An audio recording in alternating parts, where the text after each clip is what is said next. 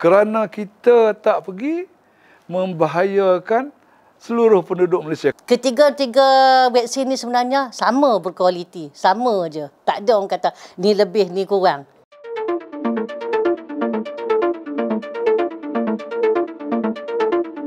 Okey, bila ambil vaksin? Pada minggu lepas, 2 minggu lepas. 2 minggu lepas. Rasa dalam 11 lah. Lupalah. Dalam lebih kurang 2 minggu lepas lah. Dalam 2 minggu lepas. Dalam bulan Mei lah kita, bulan-bulan Mei. Dalam bulan Mei lagi. Ya, betul.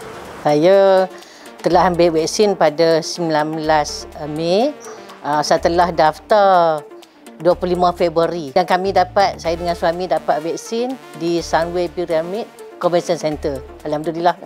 Dan kami menunggu untuk second dose pada 9 Jun yang akan datang. Okey, saya dah tengok sini vaksin saya ambil pada 16 hari bulan Mei 2021, baru-baru ni. AstraZeneca secara sukarela. Australia yang first. Yang first.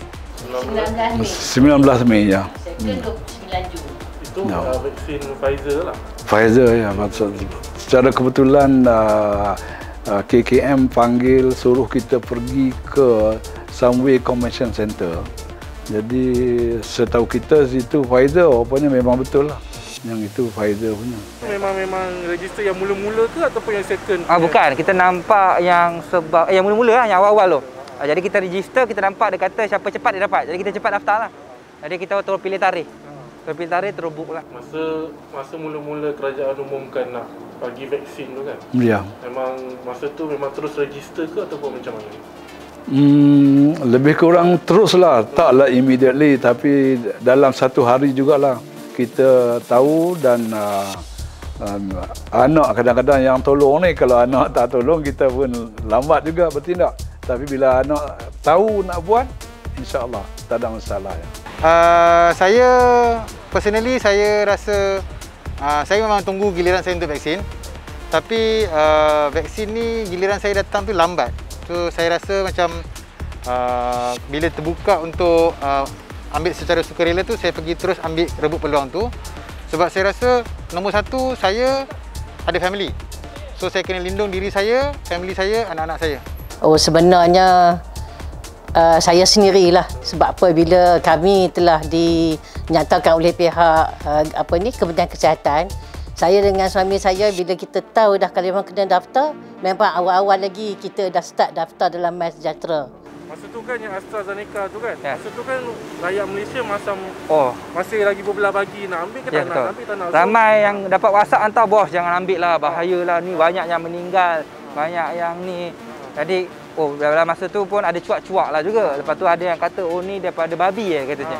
Lepas tu kita tengok kita dah check, tak ada lah Jadi tu yang kita beranilah ambil. Jadi memang kita nampak mungkin ada side effect tu memang ada lah untuk dos pertama. Dos kedua katanya lagi kuat lah. Dos pertama tu kita ambil memang ada rasa sakit-sakit sikit lah. Memang betul, memang ada. Dan saya terpaksa akui lah, saya pun terpengaruh jugalah. Terpengaruh tu bukan apa. Dia beri kesan pada saya macam ada suspense sikit, ada gementar dan sebagainya lah kan. Tapi bila saya bincang dengan wife saya tanya pendapat dia, bukanlah pasal nak tarik diri, tapi saya tanya pendapat dia tentang apa pendapat dia tentang komen-komen orang tu lah. Tapi dia cakap kita tawakal je, benda ni kita buat ni, niat dia baik untuk lindung diri kita dan family kita.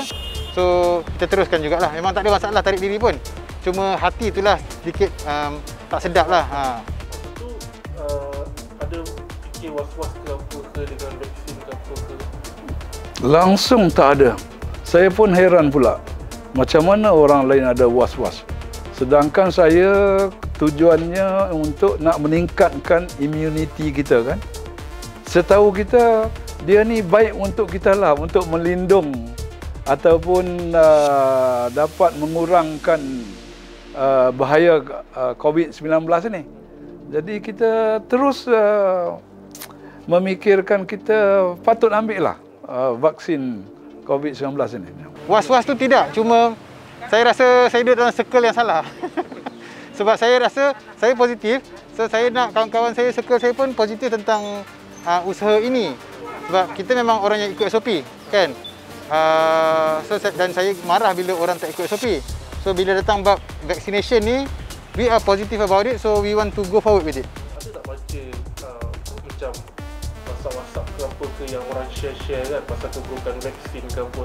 Ada terima tak? Ada, lepas pada kami dah register, ada terima, tapi kita tak ambil kisahlah benda itu semua. Kalau kita berfikir secara rasional lah, tak mungkin kita akan mengatakan ataupun kita percaya dengan tomahan-tomahan negatif ataupun viral-viral yang negatif. Macam-macam orang kata, ini kurang research lah, orang lain buat vaksin kolera ke apa dulu, meningitis ke apa semua, bertahun-tahun. Ini tak sampai setahun sudah siap. Ini mana boleh percaya ini vaksin. Macam-macam lah. Tapi kita tak kisah. Mesej banyak terima. Tapi kita yakin yang ini adalah untuk kebaikan kita lah. Jadi tak ada masalah was-was bila kita menunggu perkhabaran mengenai kita punya giliran tu untuk vaksin dia. Banyak, memang banyak. Dalam grup-grup kawan-kawan pun ada kan. So saya cuba untuk stay positif dan stay kental lah, sebab datang daripada semua angle, kawan-kawan, family members, family dekat, family jauh kan. So semua duk buat macam tu. So saya rasa macam saya shut down aja telinga yang untuk benda-benda macam ni, dan saya fokus pada niat saya lah, iaitu lindung diri lah. Kata-kata memang negatif lah, dan saya rasa kalau pada saya, kita yang rasanya yang kita dah alert tentang hasrat kerajaan kan, dan vaksin tu adalah yang terbaik. Pada kita tak adalah yang saya sendiri personally rasa takut nak pergi ambil, dan malah kita pula dekat anak-anak sendiri, yang mana yang pada adik-adik saya sendiri, adik-beradik kami, saudara, cepat-cepatlah daftar supaya benda ni, orang kata lebih cepat kita daftar, lebih cepat kita dapat vaksin. Sebab untuk melindungi kita punya COVID-19 bila kita tengok hari-hari, bila tengok dunia luar kan, dekat sini meninggal, dekat sini mati apa semua kan, kita bukanlah melawan kehendak qada dan qadar, tapi maknanya kita berusaha untuk dapatkan vaksin. Lepas tu pun kita bertawakal. Ni masalahnya bila kawan-kawan saya takutlah nak pergi daftar, sebab kawan-kawan kita kata yang pergi vaksin pun mati. Jadi fikiran dia orang tu dah negatif. Negatifnya saya rasa salah satu peranan yang dimainkan oleh WhatsApp ni lah. Banyak sangat negatif. Bila kita baca-baca ni, kadang-kadang saya forward kepada kawan-kawan saya, tolonglah jangan terpengaruh dengan WhatsApp ni. Kadang-kadang penting media massa kan. Kadang-kadang seperti yang ditunjukkan oleh media massa dekat TV seperti macam RTM ke TV3. Penting benda tu supaya rata-rata kita punya rakyat Malaysia alert bahawa pentingnya ambil vaksin. Jadi pada saya, mohonlah kawan-kawan kita kat luar tu yang belum lagi ambil vaksin, cepat-cepatlah daftar. Sebenarnya bergantung pada antibody kita juga. Jadi sebelum pergi ambil vaksin, pastikan kita sendiri sihat. Maknanya yang pasti minum air banyak, lepas tu tidur rehat yang cukup, lepas tu fikiran positif. Jangan dah pergi tu memang dah takut, perut kosong. Tapi alhamdulillah, masa hari kami pergi tu, saya dengan suami berpuasa. Jadi saya tanya juga dengan doktor lah, seperti dengan saya punya anak saudara. Sebenarnya berpuasa lebih baik. Sebabnya, katalah kita makan sahur pukul 4.30. Jadi waktu makan kita tu dengan waktu yang nak vaksin tu, perut kita taklah orang kata terkejut. Kalau kita macam baru makan terus nak vaksin, mungkin ada rasa loya, muntah. Mungkinlah itu dari segi psiko lah saya rasa. Tapi apa hal pun, yang pasti kita kena sihat lah sebelum pergi. Yang tu kena minum air banyak, betul. Memang kena minum air banyak. Masa suntik tu sakit ke apa ke?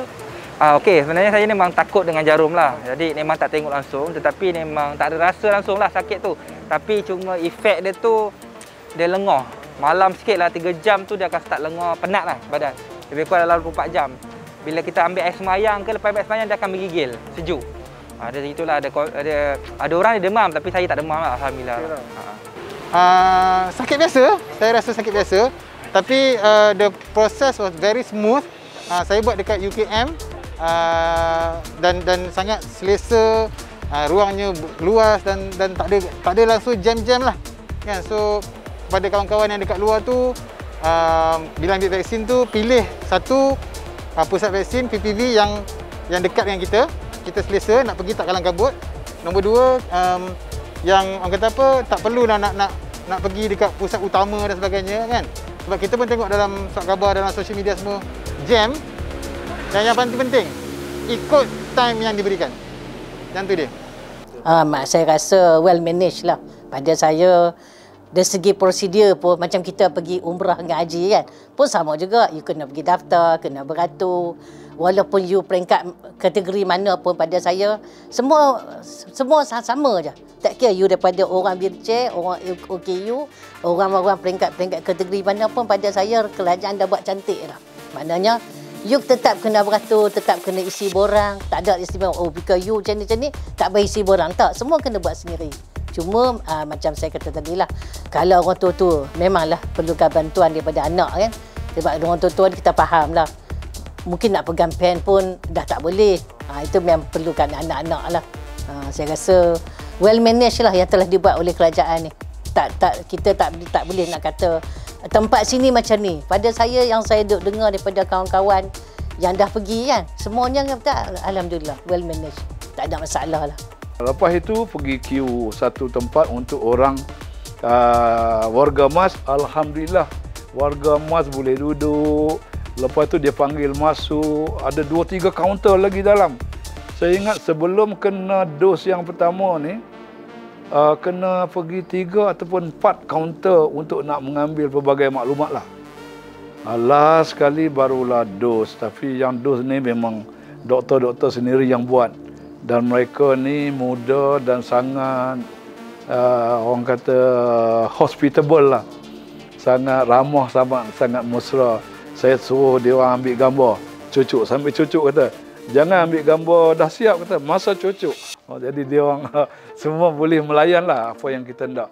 Lepas pada itu, tunggu 15 minit baru pergi buat appointment untuk second dose dan boleh keluar. So, next vaksin berapa bulan? Next vaksin lepas 3 bulan. AstraZeneca gap antara satu dos ke second dose tu 3 bulan. So berbeza dengan Pfizer yang mungkin hanya 2 minggu. So saya dah tanya doktor kata memang 3 bulan. So 16 Mei, Jun, Julai, Ogos lah. Kami seperti yang saya sebut tadi, memang sangat-sangat berharap kalau boleh nak hari ini jugalah. Yang kedua ni. Excited sebab macam-macam yang tadi banyak negatif kan. Yang ini pun banyak ni. Dah malah orang kesihatan sendiri bagi tahu yang kedua ni sakit sikit gitu. Yang kedua ni ada orang demam lebih demam kata. Kita pun iyalah ndak juga tapi nak tengok kesan dia tu kan. Second dose kita sebenarnya takut juga sikit lah sebab doktor cakap dia pun terasa tak kuat kan, apatah lagi kita kan. Jadi kita pun nak excited jugalah kalau boleh nak lengkapkan dalam masa sejahtera tu dah 2 dos lah. Nasihat kepada orang-orang yang takut-takut nak ambil vaksin ni macam mana? Nasihat, kalau boleh kita kena tengok jugalah benda tu tak dipaksa, jangan paksa dirilah. Macam saya, mungkin saya banyak program luar, jadi saya terpaksa ambil untuk kita nak ngelakkan dirilah daripada menjangkiti ke orang ke atau apalah. Tapi mana yang tak kuat badan ke apa ke, tak payah flu kot. Jadi dia kena jaga diri dia jauh-jauh dengan orang lah. Jangan dia bersosial dengan orang yang kuat lah. Jadi dia kena jaga diri dia betul-betul. Macam saya memang banyak keluar, jadi saya kena ambil lah mungkin. Jadi jangan paksa dirilah. Kalau orang tua ada sakit, kalau boleh elakkan lah. Tapi kalau yang tak sakit tu ambil lah. Ramai yang tak sakit kot. Yang mungkin kalau dia tak kuat antibody, bergantung pada dia. Kita jangan paksa orang. Takut nanti efek kat dia bahayalah kan. Dan soalan Azrul ini sangat penting. Dia kata 90% ke berapa persen. Kalau kita tak pergi, makna dia kita tak lindung diri kita. Tak apa kalau tak lindung diri kita. Biarlah kita nak mati ke apa semua. Tapi masalah dia, kesan orang yang dah pergi cucuk-cucuk semua, tak akan ada kesannya selagi kita tak cucuk sama, tak vaksin sama. Kerana bila kita vaksin sekali, dapat mengurangkan bahaya itu. Tetapi kalau kita tak vaksin, orang lain dah pergi vaksin ramai. Tapi kita masih carrier, masih pembawa, masih itu, masih ini. Jadi kerana kita tak pergi, membahayakan seluruh penduduk Malaysia. Okay, Pfizer kan. Lepas tu AstraZeneca dan juga Sinovac daripada China. Pada saya lah, daripada apa yang kita baca, dapat maklumat daripada doktor-doktor yang berkaliber lah, bukan daripada WhatsApp media masa yang negatif kan. Ketiga-tiga vaksin ni sebenarnya sama berkualiti, sama je. Tak ada orang kata ni lebih ni kurang. Cuma hasrat kita, pergilah daftar. Mana-mana yang dapat pun alhamdulillah. Orang kata dapat Pfizer lebih baik, Sinovac kurang. Sebenarnya sama. Cuma saya kata hasrat kita ni macam tadilah macam suami saya cakap. Saya nak minta sangat-sangat lah supaya kita ni orang Melayu kan. Saya sedih sangat bila saya pergi, kebetulan lah kami ni dapat vaksin ni di Sunway Pyramid Convention Center. 90% memang orang bangsa Cina. Saya pun heran. Kenapa lah orang Melayu ke mana kan? Kadang-kadang saya tanya juga dengan doktor tu. Biarlah saya ni kebetulan, mungkin saya dulu auditor kan, suka bertanya, doktor kenapa tak ramai orang kita, nak buat macam mana? Dia kata, dia orang ni tak daftar. Jawapan dia tu je, tak daftar. Jadi yang tak daftar tu, saya rasa macam suami saya cakap tadi lah, takut. Biarlah kawan buat dulu. Dia tak tahu berproses, takut tu lah. Bila you daftar lambat lah dapat. Kan? Lepas tu bila kerajaan kerajaan wal-walkan yang hak baru ni extravaganza kan. Bila tak dapat, marah kerajaan. Nasihat saya lebih kepada soalannya kenapa takut. So kita nak lindung diri, kita nak jaga family, paling kurang-kurang pun kita nak jaga keliling-keliling kita. Kita kena anggap aja semua orang keliling kita ada COVID. So because of that, kita kena protect diri lah. Kita kena build our shield, and then shield kita adalah vaccination lah. So ambil lah vaksin tu. Tak payah takut. Benda-benda semuanya dah dilorongkan. So insyaAllah